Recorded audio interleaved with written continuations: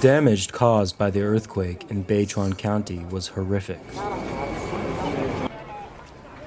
People attempting to escape collapsing buildings by fleeing outside found themselves crushed by a landslide of gigantic boulders.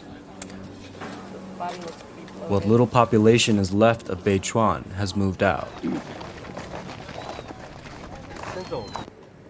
But in the city of Dujiangyan, the damage wasn't nearly as widespread. Almost all the buildings in this district remain intact, with one glaring exception, the Xinjian Primary School. Xinjian crumbled to the ground during the earthquake, killing approximately half of its 646 students. I spoke with the parents of one of the students killed by the earthquake. If I had known the school was so poorly constructed, there's no way I would have let my kid attend here. The earthquake didn't have an 8.0 effect on this district. The buildings around the school, which are older than 10 years, are still standing. Every year the central government allocates money for education. We want to find out where that money went. I spoke with an official yesterday who said, "This is our fault. We will provide some monetary compensation."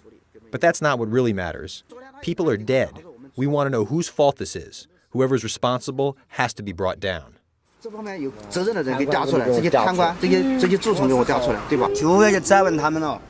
want to know who's accountable.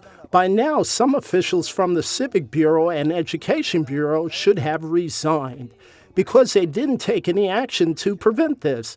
The government needs to find out whose fault it is.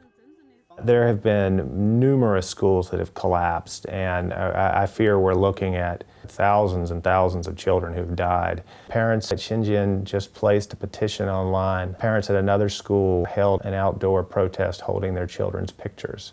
Over 6,900 classrooms all over Sichuan collapsed during the earthquake, prompting the central government to order an investigation into the cause of the collapses. But Li Wei is skeptical about the investigation. Almost 300 students have died at our school, but the Chinese media has hardly covered the story up until now. Why do you think that is? Anyone with an ounce of sense knows the answer. It's because the government wants to keep this whole event under wraps.